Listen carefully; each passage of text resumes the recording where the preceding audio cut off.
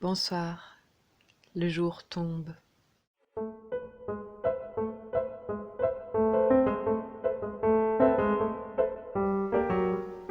Du beau avant le solstice. 18e nuit, rêve urbain, suite et fin.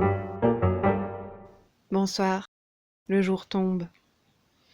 Hier, nous avons suivi avec le sourire la transformation en cauchemar et en catastrophe des rêves ruraux pensés par les habitants des villes. Il faudrait construire les villes à la campagne, l'air y est plus sain. Mon ancien professeur de littérature, Tanguy Loger, me rapporte dans l'oreillette cette citation attribuée à Alphonse Allais et qui résume sans doute les bases fragiles de certains projets de retour à la Terre. Mais fille des indécrottables citadins, il arrive aussi que la greffe prenne. Retournons une dernière fois à Paris, au 202 Champs-Élysées, titre français du célèbre roman portugais La ville et les montagnes d'Essa de Queiroz. Dans cet hôtel particulier habite Jacinto, un jeune aristocrate portugais, propriétaire terrien qui a oublié son pays et vit, dans le Paris fin de siècle où il a grandi, une existence superficielle et vaine sur laquelle plane l'ombre de Schopenhauer.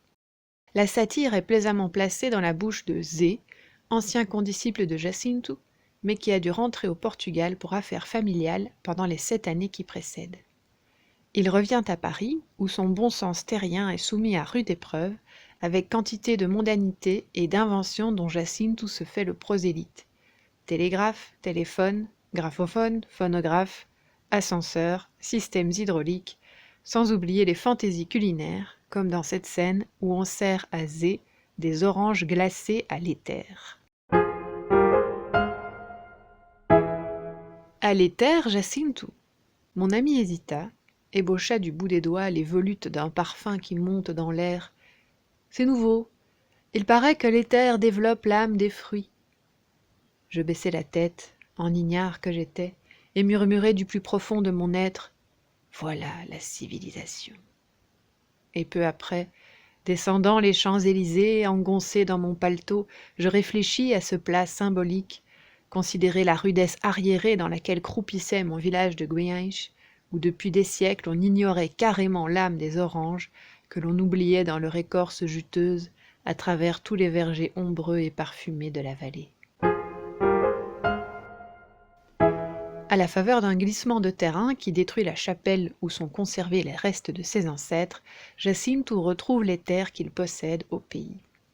Lorsque le train du retour s'engage en Espagne sur la péninsule ibérique, il lui semble franchir la frontière qui sépare la civilisation de la barbarie du Sud.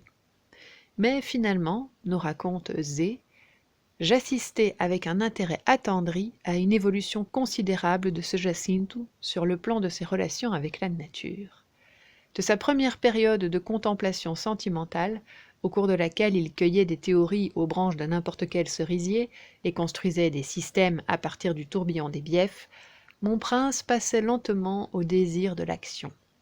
Une action matérielle, directe, où sa main, rendue enfin à sa fonction supérieure, pétrirait la terre. Et plus loin, ce rejet que la ville avait desséché, une fois replanté à la montagne, avait pris, et suçant l'humus de sa terre natale, s'était nourri de sève, avait enfoncé ses racines, développé son tronc, étendu ses branches, fait éclore ses fleurs, solide, serein, heureux, bienfaisant, noble, donnant des fruits, répandant son ombre, et abrité sous ce grand arbre qui les nourrissait, sans famille tout autour le bénissait. Essa de Queiroz, dans ce roman, approfondit sa critique des villes capitalistes dont la modernité ne sert plus l'homme, mais le brime. L'auteur considérait le Portugal en urgent besoin de régénération morale, ce qui devait selon lui passer par les valeurs de la terre. La deuxième partie du roman nous emmène d'ailleurs dans un système idéalisé, quasi féodal, peuplé de paysans heureux sous le gouvernement de Jacinto. Cela ne nuit pourtant nullement à la fantaisie, à l'humour et à la finesse de la peinture des caractères principaux. Ainsi Jacinto trouve-t-il le bonheur sur ces terres. Pour trouver des ex-citadins heureux, il y a aussi toute la littérature de témoignage. Je viens de commencer Une année à la campagne de l'américaine Sue Hubble, un récit autobiographique paru en 1986, alors que l'autrice avait 51 ans. Bibliothécaire, fille d'un biologiste, elle quitte 12 ans plus tôt avec son mari l'Est américain et son consumérisme forcené. Après avoir sillonné le pays pendant 1 an, ils ont le coup de cœur pour une ferme du Missouri. C'est une activité d'apicultrice qui débute et qui continuera pour la dame aux abeilles au-delà du divorce. On se demande à première vue si ce best-seller national, c'est marqué sur la couverture, ne va pas être lénifiant et sentimental. Point du tout. Plus que d'expression personnelle, d'égotisme ou d'autobiographie, on parlerait ici de la restitution d'une présence humble au monde. L'écriture progresse avec une étonnante fluidité entre anecdotes, souvenirs, descriptions amoureuses d'un animal, indications scientifiques, citations d'un vers poétique. Et mine de rien, les chapitres relativement courts prennent ainsi l'allure de petites méditations concrètes, et toujours souriantes, même quand Sue Hubble aborde les difficultés de la vie. Pour tout vous dire, hier j'avais déjà écrit le texte de la deuxième partie de cette chronique, mais ce midi, le soleil brillait sur Bruxelles, et après le repas, j'ai poursuivi dans un beau rayon de lumière ma lecture d'une année à la campagne, et j'ai décidé de vous traduire à la volée ce passage, où l'on rencontre beaucoup de grenouilles, avec amour et humour. Elles sont d'un agréable vert grisâtre doux, marquées par des taches plus foncées de couleur mousse, et elles ressemblent à un bout d'écorce couverte de lichen quand elles sont sur un arbre. Elles ont développé cette coloration protectrice merveilleusement réussie, et le comportement le plus sûr pour une rainette cruciforme coincée dans un endroit difficile est de rester immobile et de faire semblant d'être un morceau d'écorce. Assise sur l'intérieur du couvercle blanc de la ruche, la coloration protectrice de la rainette ne lui sert absolument à rien. Mais bien sûr, elle ne sait pas cela. Et n'ayant pas appris l'importance de s'enfuir en sautant de façon ostensible, elle reste assise là et continue à me regarder, avec ce qui semble être un air suffisant et content de soi, un cran vertueux. Hier soir, je lisais dans mon lit et j'ai senti, plus qu'entendu, un plop mou sur le lit à côté de moi. Regardant par-dessus mes lunettes, j'ai vu une rainette versicolore, dodue et fière, qui était en train de m'inspecter. Nous nous sommes étudiés l'une l'autre pendant un certain temps, la rainette apparemment à l'aise, jusqu'à ce que je la ramasse, que je la mène dehors à la porte noire et que je la pose sur le hickory. Mais même dans mes mains en coupelle, elle bougeait très peu. Et après que je l'ai posée sur l'arbre, elle s'est assise calmement, se fondant avec beauté dans l'écorce. Une grenouille sereine.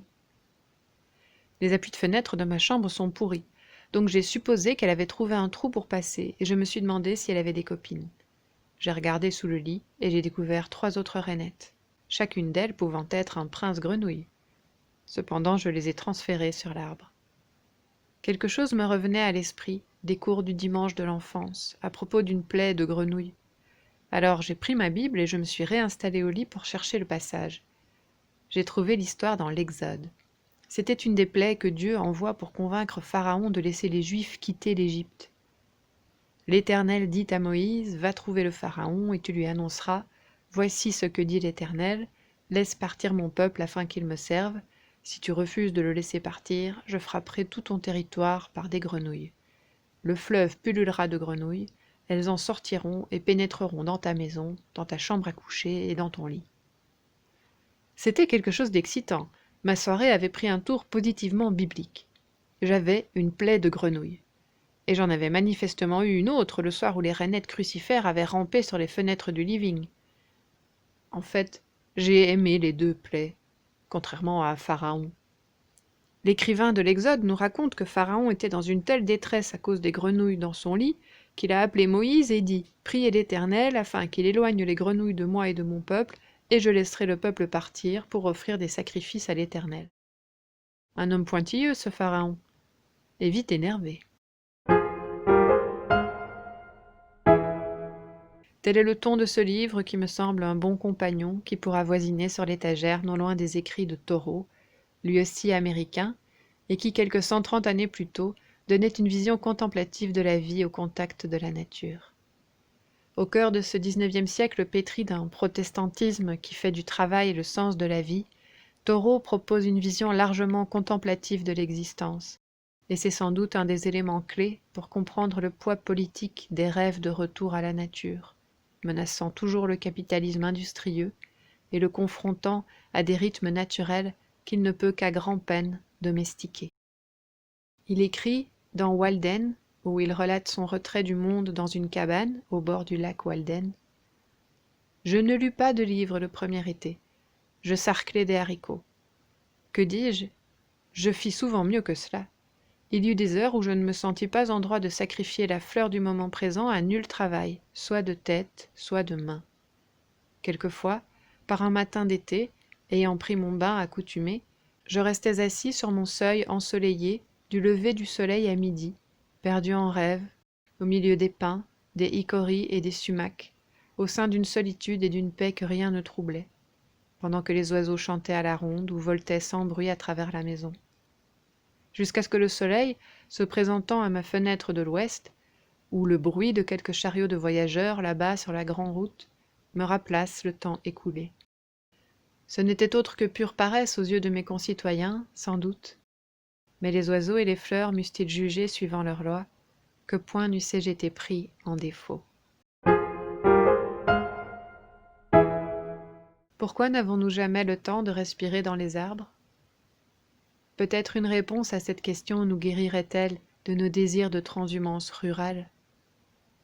Car, si contradictoire que cela puisse paraître, aimer la nature, cela peut être aussi choisir d'habiter en ville, pour ne pas dépendre de la voiture, pour consommer moins d'énergie de chauffage, par exemple.